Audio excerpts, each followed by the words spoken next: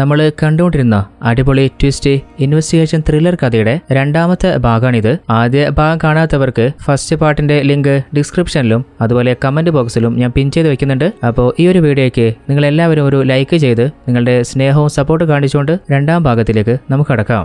ആഹാ, ഇത് കൊള്ളാല. അപ്പോൾ അവൻ പോലീസല്ലേ? നിഖിലിനെ കുറിച്ച് ഇപ്പം എന്തിനായിരിക്കും അയാൾ അന്വേഷിച്ചിട്ടുണ്ടാവുക? അങ്ങനെ ഉടനെ തന്നെ ഫ്രണ്ട് നിഖിലിനെ വിളിച്ചിട്ട് കുറച്ചു നേരത്തെ പോലീസാന്ന് പറഞ്ഞിട്ട് നിന്നെക്കുറിച്ച് ഏതൊരുത്തും വിളിച്ച് എന്നോട് ചോദിച്ചു, നിന്റെ പിന്നിലെ ആരൊക്കെ ഉണ്ടോ എന്ന് എനിക്കൊരു സംശയമുണ്ട്, അപ്പോൾ നീ ഒന്ന് സേഫ് ആയിരിക്കും എന്ന് പറഞ്ഞ് ഫോൺ കട്ടിയാണ്. അടുത്ത സീനിൽ നമ്മുടെ ഡിറ്റക്റ്റീവിലെ ഹീറോയെ വിളിച്ച് പറയുന്നുണ്ട്, സാക്ഷി, നീ കരുതുന്ന പോലെയല്ല. അന്ന് നിന്നെ റെയിൽവേ സ്റ്റേഷനിൽ കാണാൻ വേണ്ടിയിട്ട് സൂര്യ വന്നിട്ടുണ്ടായിരുന്നു. എന്നാൽ വരുന്ന വഴിക്ക് അവൻ എന്തോ പറ്റിയിട്ടുണ്ട്. നീ എനിക്ക് തന്ന വർക്ക് സൂര്യ കണ്ടുപിടിക്കലല്ലേ? എന്നാൽ എൻ്റെ ഇപ്പോഴത്തെ നിഗമനം ശരിക്ക് സൂര്യ കാണാതായിട്ടുണ്ട്. അവൻ എന്തോ സംഭവിച്ചിട്ടുണ്ട്. അപ്പോൾ സാക്ഷി ചോദിക്കുന്നുണ്ട്, അല്ല, നിങ്ങൾ പറയുന്നത് എനിക്ക് മനസ്സിലാവുന്നില്ല. അന്ന് സൂര്യ എന്നെ കാണാൻ വന്നിട്ടുണ്ടെങ്കിൽ പിന്നെ ആ മെസ്സേജ് അതാരാച്ചേ? അപ്പോൾ ഡിറ്റക്റ്റീവ്, നിങ്ങളെ രണ്ടുപേരും തമ്മിൽ പിരിക്കാൻ വേണ്ടിയിട്ട് നിങ്ങളുടെ ഇടയിൽ ആരോ കളിച്ചിട്ടുണ്ട്. നിനക്ക് ആരെങ്കിലും സംശയമുണ്ടോ? അവൾ പറയുന്നുണ്ട്, എനിക്ക് അങ്ങനെ ആരും സംശയമില്ല. അപ്പോൾ ഡിറ്റക്റ്റീവ്, നീ ഇപ്പോൾ കല്യാണം കഴിച്ചിട്ടില്ല നിന്റെ ഹസ്ബൻഡില്ലേ നിഖിലേ, അവൻ നിന്റെ കല്യാണം കഴിയുന്നതിന് മുൻപ് തന്നെ നിന്നെ കണ്ട് ഇഷ്ടപ്പെട്ട് നിന്നെ ഫോളോ ചെയ്യുന്നുണ്ടായിരുന്നു. അതിനെക്കുറിച്ച് നിനക്കറിയോ? അതിനെക്കുറിച്ച് അറിയില്ല. നിഖിലിന്റെ കാര്യം തന്നെ വീട്ടിൽ നിന്നാ പറഞ്ഞ, അപ്പോൾ ഞാനങ്ങ് സമ്മതിക്കുകയും ചെയ്തു. അപ്പോൾ ഡിറ്റക്റ്റീവ് പറയുന്നുണ്ട്, നിന്റെ ഹസ്ബൻഡ് നിഖിലിനും സൂര്യയുടെ തിരോധാനത്തിന് പിന്നിലെ എന്തോ കൈയുണ്ടോ എന്ന് എനിക്ക് സംശയമുണ്ട്. അപ്പോൾ സാക്ഷി, അല്ല, സാറ് പറയുന്നത് എനിക്ക് അങ്ങോട്ട് ഡൈജസ്റ്റ് ആവുന്നില്ല. ഒന്ന് വ്യക്തമായിട്ട് പറയാൻ പറ്റുമോ? അതായത് സൂര്യ കാണാതായാല് ശരിക്ക് ആർക്കാ ലാഭമെന്ന് നീ ഒന്ന് ചിന്തിച്ചു നോക്ക്. അവള് പറയുന്നുണ്ട്, അത് എൻ്റെ ഹസ്ബൻഡ് നിഖിലിനെ തന്നെ ആയിരിക്കും. അതേ സംശയം തന്നെയാണ് എൻ്റെ ഉള്ളിലുള്ളത്. അല്ല സാക്ഷി, നിന്റെ ഹസ്ബൻഡില്ലേ നിഖില്, അവൻ എപ്പോഴെങ്കിലും നിന്റെ ബോയ് ഫ്രണ്ട് ആയിരുന്ന സൂര്യയെ കുറിച്ചിട്ട് എന്തെങ്കിലും കാര്യം പറഞ്ഞതായിട്ട് നിന്റെ മനസ്സിൽ തങ്ങി നിൽക്കുന്നുണ്ടോ? അപ്പോഴാണ് അവൾ ഓർക്കുന്നത്, നിഖില് സാക്ഷിയുടെ അച്ഛനോടും ഏട്ടനോടും കുറച്ച് ദിവസം മുമ്പ് പറഞ്ഞിരുന്നില്ലേ ഒരിക്കലും സൂര്യനെ തിരിച്ചു വരാൻ പോകുന്നില്ല എന്ന്. ആ ഒരു കാര്യം ഡിറ്റക്റ്റീവിനോട് പറഞ്ഞിട്ട് അത് കേട്ടപ്പോൾ എനിക്കൊരു സംശയം തോന്നി.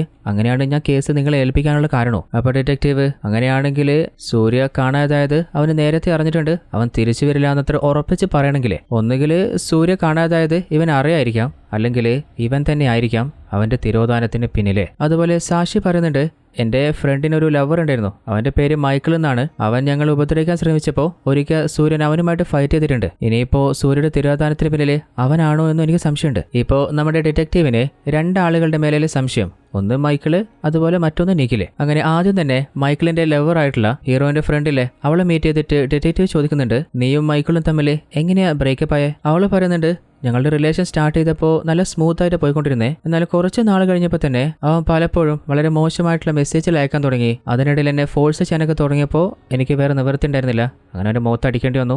അങ്ങനെയാണ് പിരിയുന്നത്. എന്നാൽ അതിനുശേഷം ആ ഒരു റിവെഞ്ച് മൈക്കിൾ ഉള്ളിൽ വെച്ചിട്ട് ഞാനും സാക്ഷിയും പുറത്തിറങ്ങിയപ്പോൾ ഞങ്ങളെ ഉപദ്രവിക്കാനേ അവൻ വന്നിരുന്നു. എന്നാൽ ആ സമയത്താണ് ഞങ്ങളുടെ രക്ഷകനായിട്ട് സൂര്യ വന്ന് അന്ന് ഞങ്ങളെ ഹെൽപ്പ് ചെയ്തേ. അതിനുശേഷമാണ് സൂര്യയും സാക്ഷിയും തമ്മിൽ പ്രണയത്തിലാവുന്നത്. അപ്പൊ ഡിറ്റക്റ്റീവ്, അല്ല, ആ ഒരു സംഭവത്തിന് ശേഷം നീ മൈക്കിളിനെയോ അല്ലെങ്കിൽ സൂര്യയോ കണ്ടിരുന്നോ? അപ്പൊ അവള് പറയുന്നുണ്ട്, മൈക്കിളിനെ കണ്ടിട്ടില്ല, സൂര്യൻ കണ്ടിട്ടില്ല. അങ്ങനെ മൈക്കിളിനെ അന്വേഷിച്ചിറങ്ങുമ്പോൾ ആ ഒരു നെയ്ബറില്ലേ അങ്ങനെ പറയുന്നുണ്ട്, മൈക്കിള് മരണപ്പെട്ടു പോയിന്ന് കുറച്ച് നാൾ മുൻപ് പോലീസ് വന്നിട്ടാണ് എന്നോട് പറഞ്ഞിരുന്നത്. അതും കൂടി കേട്ടപ്പോൾ ഡിറ്റക്റ്റീവിന് തല ചൂടാവുന്നുണ്ട്. മൈക്കിളിനെ കിട്ടിക്കഴിഞ്ഞാൽ സൂര്യ കണ്ടുപിടിക്കാൻ പറ്റുമായിരുന്നു. ഇപ്പൊ മൈക്കിളും മരിച്ചിട്ടുണ്ട്. അപ്പൊ സൂര്യ ഇവിടെ മൈക്കിളിനെ കൊന്നതാരാ? അങ്ങനെ റോഡരികിൽ നിന്ന് തല പോഞ്ഞുകൊണ്ടിരിക്കുമ്പോൾ ഏതോ ഒരു കൊലയാളി വന്നിട്ട് നമ്മുടെ ഡിറ്റക്റ്റീവിന്റെ കഴുത്തില് കവറിട്ടിട്ട് അയാളെ ശ്വാസം മുട്ടിച്ച് കൊല്ലാൻ നോക്കുകയാണ്. എന്നാൽ ഭാഗ്യത്തിന് ഒരു വണ്ടി അതിൽ വന്നപ്പോൾ ആ ഒരു കൊലയാളി അവിടെ നിന്ന് രക്ഷപ്പെട്ടു പോവാണ്. എന്നാൽ ഡിറ്റക്റ്റീവിനെ കൊലപ്പെടുത്താൻ വന്നത് ആരാണ്? അങ്ങേർക്കും ഒരു ഐഡിയ ഇല്ല, അങ്ങേരെ പോലെ നമുക്കും ഒരു ഐഡിയ ഇല്ല. അപ്പോൾ ഡിറ്റക്റ്റീവ് ഒരു കാര്യം ചിന്തിക്കുന്നുണ്ട്, മൈക്കിളിന്റെ കേസ് അന്വേഷിച്ച് ഇറങ്ങിയപ്പോഴാണല്ലോ തന്നെ കൊല്ലാനായിട്ട് ഒരാൾ വന്നത്. അപ്പോൾ മൈക്കിളിന്റെ കൊലയാളി ആരാണെന്ന് കണ്ടുപിടിച്ചാല് ഈ ഒരു മിസ്റ്ററീസ് ഒക്കെ അവിടെ സോൾവ് ചെയ്യാൻ പറ്റും. സൂര്യയെക്കുറിച്ചും മനസ്സിലാക്കാൻ പറ്റും. അങ്ങനെ മൈക്കിളിന്റെ കേസ് അന്വേഷിച്ച SIയും ഓൾറെഡി ആരോ കൊലപ്പെടുത്തിയിരുന്നില്ലേ. പിന്നെയുള്ളത് 2 കോൺസ്റ്റബിൾസ് ആണ്. അവരെ മീറ്റ് ചെയ്തിട്ട് അവരോട് കാര്യങ്ങൾ അന്വേഷിക്കുമ്പോൾ അവർക്ക് എവിടുന്നാണ് മൈക്കിളിന്റെ ബോഡി കിട്ടിയത്? അവർ വേസ്റ്റ് കൂനിൽ നിന്നല്ലേ. അതിനുശേഷം ഡോക്ടർ അവന്റെ കാലിലെ റാഡ് കൺഫേം ചെയ്തിട്ട് മൈക്കിളിന്റെ ഐഡന്റിറ്റി എങ്ങനെയാണ് അവർ കണ്ടെത്തിയതെന്നും നമ്മുടെ ഡിറ്റക്റ്റീവോട് പറയാണ്. അപ്പൊ അങ്ങനെ ചോദിക്കുന്നുണ്ട്, അല്ല, മൈക്കിളിന്റെ കൊലയാളെ കുറിച്ച് എന്തെങ്കിലും എവിഡൻസ് കിട്ടിയിരുന്നോ? അപ്പൊ അവര് പറയുന്നുണ്ട്, മൈക്കിളിനെ കൊന്നത് സൂര്യയാണ്. അപ്പൊ ഡിറ്റക്റ്റീവ്, എന്ത്, സൂര്യയാണെന്നോ? അല്ല, നിങ്ങളോട് സൂര്യയാണ് കൊലയാളെന്ന് ആരാ പറഞ്ഞേ? അവര് പറയുന്നുണ്ട്, മൈക്കിളിന്റെ ഫ്രണ്ട് തന്നെയാണ് പറഞ്ഞത്. സൂര്യ മൈക്കിളിനെ കൊലപ്പെടുത്തുന്നത് അവൻ നേരിട്ട് കണ്ടിരുന്നുവെന്ന് സാക്ഷി പറഞ്ഞിട്ടുണ്ട്. എന്നാൽ കോൺസ്റ്റബിൾസ് പറഞ്ഞത് അംഗീകരിക്കാനേ നമ്മുടെ ഡിറ്റക്റ്റീവിന് പറ്റുന്നില്ല. എവിടെയോ എന്തോ ചെറിയ തകരാറുണ്ടല്ലോ. അങ്ങനെ ഡിറ്റക്റ്റീവ് നേരെ പോകുന്നത് മൈക്കിളിന്റെ ഫ്രണ്ടിനെ കാണാനാണ്. അവനോട് ചോദിക്കുന്നുണ്ട്, അല്ല, മൈക്കിളിനെ കൊലപ്പെടുത്തിയത് സൂര്യയാണെന്ന് നീ സാക്ഷി പറഞ്ഞിരുന്നില്ലേ? നീ നേരിട്ട് കണ്ടതാ? അപ്പോൾ അവൻ പറയുന്നുണ്ട്, ഞാൻ നേരിട്ട് കണ്ടതാ സാറേ. സൂര്യയും മൈക്കിളും തമ്മിൽ അങ്ങോട്ടും ഇങ്ങോട്ടും ഫൈറ്റ് ഉണ്ടായി. അവസാന ദേഷ്യത്തില് സൂര്യ അവന്റെ കയ്യിലെ കത്തി വെച്ചിട്ട് മൈക്കിളിനെ കുത്തി കൊല്ലായിരുന്നു. പിന്നാലെ എന്നെയും കൊല്ലാൻ വന്നു. എന്നാൽ ജീവനും കയ്യിൽ പിടിച്ചിട്ട് ഞാൻ ഓടി പോലീസ് സ്റ്റേഷനിൽ കയറിയതാ. അങ്ങനെയാണ് ഇൻസ്പെക്ടറിനോട് നടന്ന എല്ലാ സത്യം ഞാൻ തുറന്നു പറഞ്ഞേ. എന്നാൽ അവനോട് മറുത്തൊന്നും പറയാതെ ഡിറ്റക്റ്റീവ് നേരെ കോൺസ്റ്റബിളിനെ മീറ്റ് ചെയ്യാൻ വന്നിട്ട് പറയുന്നുണ്ട്, ആ മൈക്കിളിന്റെ ഫ്രണ്ടില്ലേ സാഗർ, അവൻ എന്നോട് ചില കാര്യങ്ങൾ പറഞ്ഞു. പക്ഷെ അവൻ പറഞ്ഞത് മൊത്തം പച്ച നുണയാണ്. അപ്പൊ കോൺസ്റ്റബിള്, അല്ല സാറെന്താ പറയുന്നേ, ഞങ്ങള് പോലീസുകാരെ കെട്ടിച്ചമച്ച കഥയാണെന്നോ? അപ്പൊ ഡിറ്റക്റ്റീവ്, അതെന്തോ ആവട്ടെ, നിങ്ങൾക്ക് അത്ര കുറപ്പുണ്ടെങ്കിൽ നമുക്കൊരു ഡീല് വെക്കാം.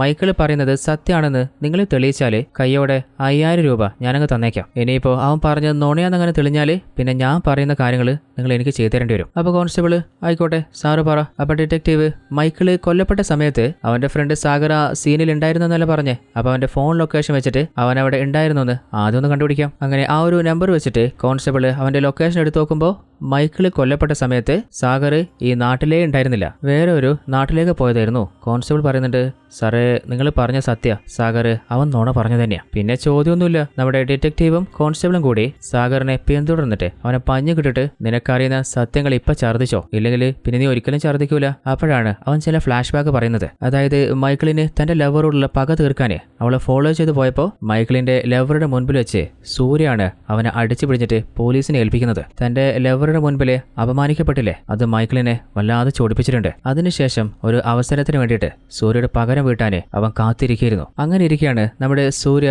സാക്ഷിയുമായിട്ട് നാട് വിട്ടു പോകാന് റെയിൽവേ സ്റ്റേഷനിലേക്ക് പോകുന്നത്. ആ ഒരു കാഴ്ച കണ്ട മൈക്കിള് അവന്റെ പിന്നിൽ നിന്ന് തല കടിച്ചിട്ട് അവനെ ബോധം കെടുത്തി ജനവാസമില്ലാത്ത ഒരു ഏരിയയിൽ കൊണ്ടുപോയിട്ട് അവനെ ചങ്ങലയില് കെട്ടി ലോക്ക് ചെയ്തിട്ട് വന്നതാണ്. ആ ഒരു സ്ഥലത്ത് വെച്ചിട്ട് സൂര്യ കുറേയധികം ക്രൂരതകള് മൈക്കിളിൽ നിന്ന് അനുഭവിച്ചിട്ടുണ്ട്. ഈ ഒരു കാര്യങ്ങളൊക്കെ എനിക്ക് എങ്ങനെയാ മനസ്സിലായെന്ന് വെച്ചാല്, ഒരു ദിവസം ഞാനും മൈക്കിളും മദ്യപിച്ചുകൊണ്ടിരുന്നപ്പോ അവൻ ഭയങ്കര ഹാപ്പി ആയിരുന്നു. അതുപോലെ അവന്റെ കയ്യിൽ കുറെ പൈസയും കണ്ടപ്പോൾ മൈക്കിളിനോട് ഞാൻ ചോദിച്ചു, അല്ല അളിയ, കുറച്ച് ദിവസമായിട്ട് ഭയങ്കര ഹാപ്പിയാണല്ലോ, കയ്യിലാണെങ്കിൽ കുറെ പൈസയും വരുന്നുണ്ട്, എന്താ മോനെ രഹസ്യം? അപ്പൊ അവൻ പറഞ്ഞത്, എന്നെ അപമാനിച്ച സൂര്യയില്ലേ, അവനോട് പ്രതികാരം ഞാൻ വീട്ടിയിട്ടുണ്ട്. ഒരു അബാൻഡൻ ഏരിയയിൽ അവനെ ഞാൻ കെട്ടിബന്ധിച്ചിട്ട് അവനെ ഞാൻ ഇഞ്ചിഞ്ചായി വേദനിപ്പിച്ചുകൊണ്ടിരിക്കുകയാണ്. അവനെ ഉപദ്രവിക്കുന്നതിന് എനിക്ക് പലരും പൈസ തരുന്നുണ്ട്. അപ്പൊ സാഗർ, അല്ല അവനെ ഉപദ്രവിക്കുന്നതിന് നിനക്ക് ആര് എന്തിനാ പൈസ ഇരുന്നേ? അവനെ എവിടെയാ നീ കെട്ടിവെച്ചിട്ടുള്ളേ? അവനൊരു പാവല്ലേ, ഒരു മനുഷ്യ ജന്മല്ലേ? അപ്പൊ മൈക്കിള്, പാവം നോക്കിയാലൊന്നും ഇന്നത്തെ കാലത്ത് ജീവിക്കാൻ പറ്റില്ല. അപ്പൊ സാഗർ, അല്ലടാ നിനക്ക് ആരാ പൈസ തരുന്നെങ്കിലും പറ, അതൊരു രഹസ്യമാണ്, അതവിടെ തന്നെ ഇരിക്കട്ടെ, അത് പറയാൻ പറ്റില്ല. അങ്ങനെ സാഗറിന് അറിയുന്ന എല്ലാ കാര്യവും നമ്മുടെ ഡിറ്റക്റ്റീവിനോട് പറയുന്നുണ്ട്. എന്നിട്ട് സാഗർ,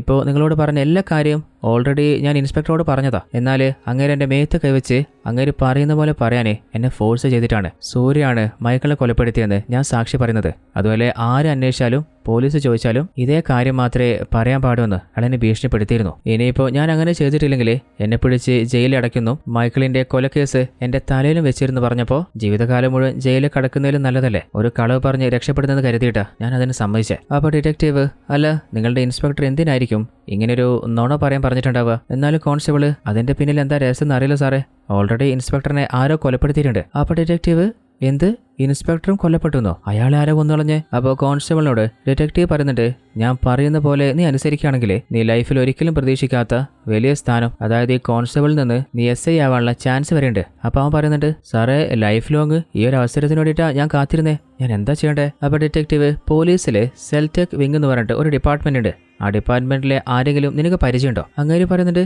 സാറേ എൻ്റെ അമ്മായിയപ്പൻ അങ്ങനെ അതേ ജോലിയാണ് ചെയ്യുന്നത്. അങ്ങനെ അയാളെ കൂട്ടിക്കൊണ്ടുവരുമ്പോൾ ഡിറ്റക്റ്റീവ് മൈക്കിളിന് നമ്പർ എഴുതി കൊടുത്തിട്ട് ഈ നമ്പറിലേക്ക് അധികം ആരാണ് കോൾ ചെയ്തിട്ടുണ്ടായിരുന്നത് ആ ഒരു ഡീറ്റെയിൽസ് കളക്ട് ചെയ്യാൻ പറയുമ്പോൾ ചെക്ക് ചെയ്തിട്ട് അങ്ങേര് പറയുന്നുണ്ട് 4 ആളുകളെ ഈ നമ്പറിലേക്ക് വിളിച്ചിട്ടുണ്ട്. അപ്പോൾ ഡിറ്റക്റ്റീവ് ആ 4 പേരിലെ ഏതെങ്കിലും ഒരാള് കൊല്ലപ്പെട്ട നമ്മുടെ ഇൻസ്പെക്ടറെ വിളിച്ചിട്ടുണ്ടായിരുന്നോ? അപ്പോൾ അങ്ങേര് പറയുന്നുണ്ട്, ഉണ്ട് സാറേ, കുറെ പ്രാവശ്യം വിളിച്ചിട്ടുണ്ട്. അപ്പോൾ ഡിറ്റക്റ്റീവ്, അവനാണ് യഥാർത്ഥ കൊലയാളി. ആ ഒരു നമ്പറിന്റെ ഡീറ്റെയിൽസ് ചെക്ക് ചെയ്യുമ്പോൾ വേറെ ലെവൽ ട്വിസ്റ്റ്, അത് വേറെ ആരുമല്ല, നമ്മുടെ ഹീറോയിൻ സാക്ഷിയിലെ അവളുടെ ഏട്ടൻ തന്നെയാണ്. ആ ഒരു കാര്യം മനസ്സിലാക്കിയപ്പോൾ ഡിറ്റക്റ്റീവ് എന്തായിരിക്കും ശരിക്കും സംഭവിച്ചിട്ടുണ്ടാവുമെന്ന് കറക്റ്റ് ഒന്ന് തിങ്ക് ചെയ്ത് നോക്കുന്നുണ്ട്. ശരിക്കും എന്താ സംഭവിച്ചെന്ന് വെച്ചാല് സാക്ഷിയുടെ ഏട്ടനില്ലേ, അവനാണ് മൈക്കിളിന് പൈസ കൊടുത്തിട്ട് അവനെ ടോർച്ചർ ചെയ്യാൻ പറഞ്ഞത്. അങ്ങനെ ഏട്ടൻ പറഞ്ഞ പോലെ അവൻ അനുസരിക്കും ചെയ്തിട്ടുണ്ട്. എന്നാൽ അതിനിടയില് പൈസയുടെ തർക്കത്തില് മൈക്കിളും സാക്ഷിയുടെ ഏട്ടനും തമ്മിൽ ഫൈറ്റ് ആയപ്പോ സാക്ഷിയുടെ ഏട്ടൻ തന്നെയാണ് മൈക്കിളിനെ കൊലപ്പെടുത്തിയിട്ട് അവന്റെ ഐഡന്റിറ്റി ആരും കണ്ടെത്താതിരിക്കാന് അവന്റെ മുഖം പെട്രോൾ ഒഴിച്ചിട്ട് കത്തിച്ച് കരിച്ചു കളഞ്ഞിട്ട് ബോഡി നിക്ഷേപിച്ചിട്ട് പോയിട്ടുണ്ടാവുക. ഡിറ്റക്റ്റീവിന് ഒരു കാര്യം കൂടെ ഉറപ്പാവുന്നുണ്ട്, അതായത് കുറച്ചു മുമ്പ് തന്നെ കൊലപ്പെടുത്താൻ ഒരു കൊലയാളി ശ്രമിച്ചിരുന്നില്ലേ, അതും സാക്ഷിയുടെ ഏട്ടൻ തന്നെയായിരിക്കും. അങ്ങനെ എല്ലാ കാര്യങ്ങളും കണക്ട് ചെയ്ത് നോക്കുമ്പോൾ ഡിറ്റക്റ്റീവിന് വീണ്ടും ഒരു സംശയം, അല്ലല്ലോ എനിക്ക് എവിടെയോ തെറ്റ് പറ്റിയിട്ടുണ്ടല്ലോ, അതായത് മൈക്കിള്, സാഷിയുടെ ഏട്ടൻ സൂര്യ, ഇവരെ 3 പേരെ കുറിച്ചും വ്യക്തമായിട്ട് അറിയുന്ന വേറെ ആരായിരിക്കും? അത് വേറെ ആരുമല്ല, സാഷിയുടെ ഫ്രണ്ടിലെ അവള് തന്നെയാണ്. അവള് എന്തോ കാര്യം മറയ്ക്കുന്നുണ്ട്, അല്ലെങ്കിൽ എവിടെയോ നോണ പറയുന്നുണ്ട്. അങ്ങനെ അവളെ മീറ്റ് ചെയ്യാൻ പോയിട്ട് ഡിറ്റക്റ്റീവ് അവളോട് ചില കാര്യങ്ങൾ ചോദിക്കുമ്പോൾ അവൾ എന്തൊക്കെയോ പറയുന്നുണ്ട്. അതെന്താണ് നമ്മൾ കേൾക്കുന്നില്ല. എന്നിട്ട് പോലീസിനോട് ഒരു ഓർഫനേജിലേക്ക് പോയിട്ട് അന്വേഷിക്കാൻ പറയുന്നുണ്ട്. അങ്ങനെ അവിടെയും അന്വേഷണം നടത്തിയ ശേഷം എന്തോ അവർ കണ്ടെത്തിയിട്ടുണ്ട്. എന്നിട്ട് നമ്മുടെ ഡിറ്റക്റ്റീവിലെ സാഷിയുടെ ഏട്ടൻ, അങ്ങേരുടെ പേര് രാജു എന്നാണ്. രാജുവിനെ വിളിക്കുമ്പോൾ ഫോൺ പിക്ക് ചെയ്യുന്നത് രാജുവിന്റെ വൈഫാണ്. അല്ല, രാജു എവിടെ? അങ്ങേര് പുറത്തു പോയതാണ്. ഞാൻ അങ്ങേരുടെ വൈഫാണ്. നിങ്ങളോട് ഒരു പ്രധാനപ്പെട്ട കാര്യം ചോദിക്കാനുണ്ട്. നേരെ ഓഫീസിലേക്ക് വരാൻ പറയുന്നുണ്ട്. അങ്ങനെ ഓഫീസിലെത്തിയ ശേഷം അവർക്ക് മൈക്കിളിന്റെ ഫോട്ടോ കാണിച്ചിട്ട്, ഇവന്റെ പേരാണ് മൈക്കിള്, ഇവൻ കുറച്ച് നാൾ മുൻപ് കൊല്ലപ്പെട്ടിട്ടുണ്ട്. ഇവനെ കൊലപ്പെടുത്തിയത് വേറെ ആരുമല്ല, ക്രൂരമായിട്ട് കുത്തി കൊലപ്പെടുത്തിയത് നിങ്ങളുടെ ഹസ്ബൻഡ് രാജു തന്നെയാണ്. അതായത് നിന്റെ ഹസ്ബൻഡ് രഘുവിന്റെ ഫോണിൽ നിന്ന് മൈക്കിളിനെ തുടർച്ചയായിട്ട് വിളിച്ചിട്ടുള്ള കോൾ റെക്കോർഡ്സാണിത്. എന്നിട്ട് ഹീറോ പറയുന്നുണ്ട്, ഞാൻ ആദ്യം കരുതിയിരുന്നത് ഈ കൊലപാതകത്തിന് പിന്നില് നിന്റെ ഹസ്ബൻഡ് മാത്രമായിരിക്കുന്നതാണ്. എന്നാൽ ആ ഒരു സിം എടുത്തത് നിന്റെ ഹസ്ബൻഡിന്റെ പേരിലാണെങ്കിലും ആ സിം ഇട്ടിട്ടുണ്ടായിരുന്നത് അത് നിന്റെ ഫോണിലല്ലേ. എന്നാൽ എനിക്കൊരു കാര്യം ഉറപ്പാണ്, ഇത്രയ്ക്ക് ക്രൂരമായിട്ട് ഒരാളെ ഒരു പെണ്ണിന് കൊലപ്പെടുത്താൻ പറ്റില്ല. അപ്പൊ നിന്റെ ഹസ്ബൻഡ് ചെയ്ത കൊലയ്ക്ക് നീ കൂട്ടുനിന്നതല്ലേ? അപ്പോൾ അവളൊരു സൈക്കോച്ചിയെ പോലെ ചോദിക്കുന്നുണ്ട്, അതെന്താ പെണ്ണിന് കൊലപാതകം ചെയ്യാൻ പറ്റില്ലേ? ഞാനെന്താ നിന്നെ കൊന്ന് കാണിച്ചു തരണോ? അപ്പൊ ഡിറ്റക്റ്റീവ്, അയ്യോ ഞാൻ വെറുതെ ചോദിച്ചതാ. പിന്നെ നിന്നെക്കുറിച്ച് എല്ലാ കാര്യവും ഓൾറെഡി നീ വളർന്ന ഓർഫനേജിൽ ഞാൻ അന്വേഷിച്ചിരുന്നു. അതായത് ഇവൾ എങ്ങനെയാന്ന് വെച്ചാൽ ചെറുപ്പം മുതലേ ഒരു മാരക സൈക്കോയിരുന്നു. ഇവൾക്ക് ആരെങ്കിലും ഇഷ്ടപ്പെട്ടിട്ടില്ലെങ്കിൽ അവരെ ക്രൂരമായിട്ട് അവള് ഉപദ്രവിക്കുമായിരുന്നു. അങ്ങനെ ഒരു പയ്യനെ വല്ലാതെ ഉപദ്രവിച്ചപ്പോൾ ആ ഒരു ഓർഫനേജിലെ വാർഡൻ അവളുടെ മുഖത്തൊന്ന് കൊടുത്താണ്. എന്നാൽ അതിൽ കലി പൂണ്ടിട്ട് അന്ന് രാത്രി ആ വാർഡൻ ഉറങ്ങുമ്പോൾ അവളെ അടിച്ച അയാളുടെ ആ കയ്യിലെ ഒരു കല്ലിട്ടിട്ട് ആ കൈ തന്നെ ചതച്ച് കളഞ്ഞിട്ടുണ്ട്.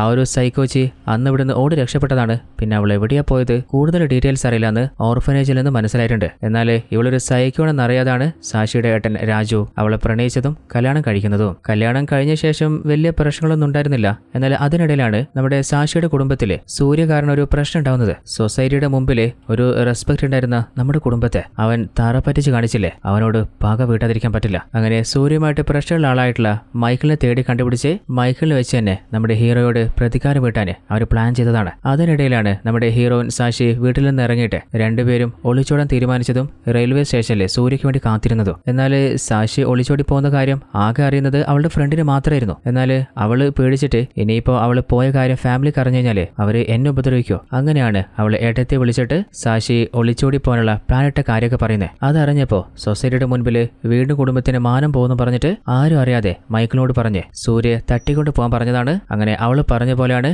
മൈക്കിൾ അവനെ തട്ടിക്കൊണ്ടുപോയി ഉപദ്രവിച്ചുകൊണ്ടിരുന്നത്. അപ്പൊ ഡിറ്റക്റ്റീവ് ചോദിക്കുന്നുണ്ട്, അല്ല അപ്പോ നീ എന്തിനാ മൈക്കിളിനെ കൊലപ്പെടുത്തിയ? അപ്പൊ അവനൊരു പണപ്രാന്തനാ. ഇടക്കിടക്ക് വിളിച്ചിട്ട് അവൻ അതിന് പൈസ വേണം, ഇതിന് പൈസ വേണം, അങ്ങനെ എപ്പോഴും പണം എന്ന് പറഞ്ഞിട്ട് എന്നെ ചൊറിഞ്ഞ് എന്റെ പിന്നാലെ അലഞ്ഞപ്പോ പിന്നീട് ഇതെനിക്ക് പണിയാന്ന് ഉറപ്പായപ്പോ എനിക്ക് വേറെ നിവൃത്തി ഉണ്ടായിരുന്നില്ല. അങ്ങനെയാണ് അവനെയും ഞാൻ തീർത്ത് കളയുന്നത്. എന്നാൽ ആരും അവന്റെ ഐഡന്റിറ്റി കണ്ടെത്താതിരിക്കാനാണ് അവന്റെ മുഖത്തും അതുപോലെ കൈരേഖ നശിപ്പിക്കാനേ കയ്യിലൊക്കെ പെട്രോൾ ഒഴിച്ച് ഞാൻ കത്തിച്ചു കളഞ്ഞ്. എല്ലാ പ്രശ്നവും അതോടെ തീർന്നെന്ന് സമാധാനിച്ചപ്പോഴാണ് ആ ഒരു ഇൻസ്പെക്ടർ ആ കേസ് കൊടുത്തിട്ട് അന്വേഷണം തുടങ്ങിയത്. ആ അന്വേഷണത്തിനിടയിൽ അയാൾ പല കാര്യങ്ങളും കണ്ടെത്താൻ തുടങ്ങി. അങ്ങനെ എന്നോട് ചില കാര്യങ്ങൾ ചോദിക്കാണ്ടും പറഞ്ഞ് എന്നെ സ്റ്റേഷനിലേക്ക് വിളിപ്പിച്ചു. എന്നാൽ അവനൊരു കാമനായിരുന്നില്ലേ, എന്നോട് അങ്ങോട്ട് തിരി ഇങ്ങോട്ട് തിരി. അങ്ങനെ അവൻ എന്നെ സ്കാൻ ചെയ്യാൻ തുടങ്ങിയപ്പോൾ എന്റെ കൺട്രോൾ നഷ്ടപ്പെട്ടു. അങ്ങനെ ഇരിക്കുകയാണ് ഒരിക്കൽ ആ ഒരു ഇൻസ്പെക്ടർ എന്നെ വിളിച്ച് പറഞ്ഞത്, ഒരു ദിവസം നീ എനിക്ക് വേണ്ടിയിട്ട് കുറച്ച് സമയം മാറ്റിവെക്കേ, ഈ ഒരു കേസിൽ നിന്ന് ഞാൻ നിന്നെ ഈസിയായിട്ട് പുറത്താക്കി തരാം. ഞാനും പ്രശ്നം തീരട്ടെ എന്ന് കരുതിയിട്ട് അയാൾ പറഞ്ഞെനിക്ക് സമ്മതിച്ച. എന്നാൽ അതിനുശേഷം വീണ്ടും അവൻ വിളിച്ചിട്ട് അയാളുടെ കാമം തീർക്കാന്